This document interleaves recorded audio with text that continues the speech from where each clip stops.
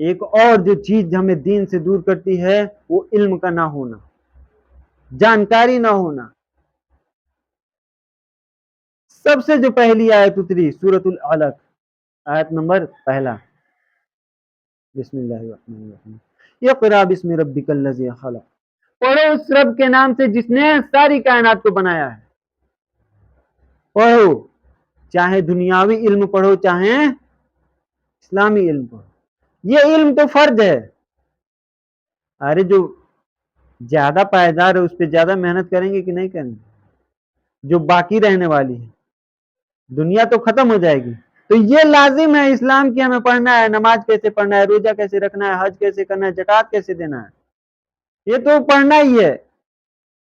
آپ کو ساتھ میں کہا جا رہا ہے کہ آپ دنیاوی تعلیم علم حاصل کیجئے، اس میں بھی مہارت کیجئے، لیکن نماز روزہ زکوٰۃ سے غافل نہ ہوئیے۔ سب سے پہلی چیز ہے کہ ہم علم حاصل کریں، نماز کیسی پڑھنی ہے۔ 2 رکعت کی جگہ ہم 3 رکعت پڑھ دے رہے ہیں، سورہ فاتحہ پڑھنے کے بجائے ہم کوئی اور سورہ پڑھ کے نماز پڑھ رہے ہیں، سمیع اللہ لمن حمدہ کہنے کے بجائے ہم کچھ اور کہہ رہے ہیں۔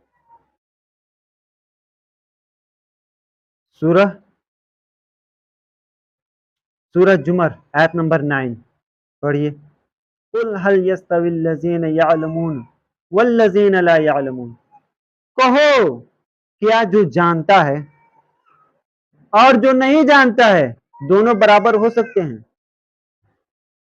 آپ کسی چیز میں مہارت رکھتے ہیں اور آپ کے سامنے کوئی اسی چیز کی بات کرے تھوڑا کم ہو تو وہ دونوں برابر ہوں گے؟ نہیں ہوں گے۔ تو اسلام میں یہ چیز بتایا گیا ہے کہ کم سے کم اتنا علم حاصل کیجئے کہ آپ نماز کے بارے میں جانیے کہ نماز ہمیں کتنی مرتبہ پڑھنی ہے، کتنا روزہ رکھنا ہے، کیسے روزہ رکھنا ہے، کیسے ہمیں جنازے کی پڑھنا ہے، کیسے ہمیں صدقہ و خیرات کرنا ہے۔ اتنا علم کم سے کم ہو، دین سے غافل نہ ہو۔ ہمارے پاس یہ علم نہیں ہے، اس لیے بھی ہم دین سے دور ہیں۔ اللہ کے نبی کریم صلی اللہ علیہ وسلم کی حدیث ہے، آپ لوگوں کو جو باتیں میں بتا رہا ہوں کیول قرآن اور حدیث سے بتا رہا ہوں۔ اللہ کے نبی کریم صلی اللہ علیہ وسلم فرماتے ہیں کہ اللہ تعالیٰ جس کے ساتھ بھلائی کا ارادہ کرتا ہے اس کو دین کی سمجھ دے دیتا ہے، علم حاصل کرنے کی چاہت اس میں آ جاتی ہے۔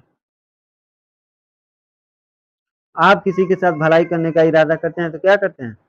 پیار سے ملتے ہیں، ہمیشہ پیار سے بتیاتے ہیں، اس کی ضرورت پڑنے پہ مدد کرتے ہیں۔ اسی طرح سے اللہ تعالیٰ آپ کے ساتھ بھلائی کا ارادہ کرتا ہے، آپ سے محبت کا ارادہ کرتا ہے تو آپ کو دین کی سمجھ دے دیتا ہے کہ ہمیں کیوں نماز پڑھنی ہے، کیوں روزہ رکھنا ہے۔ یہ علم نہ ہونے کی وجہ سے آج ہم لوگ دین سے دور ہیں۔ ہمیں ساری چیزوں کا علم ہے، باتیں بھی اچھی اچھی کرتے ہیں لیکن اس پہ عمل نہیں کر پاتے ہیں، خاص طور سے علم نہ ہونے کی وجہ سے۔ کوئی کچھ کہہ دیتا ہے، کوئی کچھ کہہ دیتا ہے، ایمان گڑبڑا گیا۔ آپ کو علم ہے نہیں، لیکن نماز تو کسی حال میں معاف نہیں ہے۔ جب اس کا علم ہوگا کہ نماز کسی حال میں معاف نہیں ہوگا تو آدمی پڑھے گا ہی پڑھے گا، کبھی نہیں چھوڑے گا۔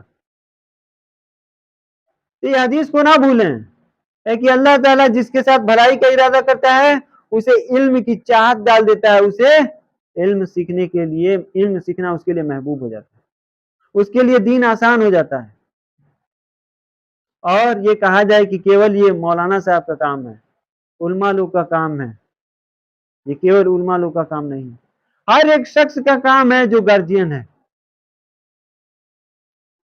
وہ گارجین گھر پہ بتائے گا کہ ہاں نماز پڑھو، ہاں روزہ رکھو، سود بیاج نہ کھاؤ، حرام کا مال نہ کھاؤ، یہ ساری چیزیں بتائے گا۔ یا کہا جائے کہ جو بھی پڑھا لکھا ہو، کوئی ضروری نہیں ہے کہ گارجین پڑھا لکھا ہو، جو بھی پڑھا لکھا رہے گا وہ بتائے گا۔ تو یہ چیز ہمیں اپنی زندگی میں لانا ہے کہ ہمیں علم حاصل کرنا ہے۔ پیارے بھائیوں ساتھیوں، میں نے کچھ چند نکات رکھے ہیں کہ جس کو آپ زندگی میں لاتے ہیں تو انشاءاللہ آپ تمام لوگوں کی زندگی میں بدلاؤ ہوگا۔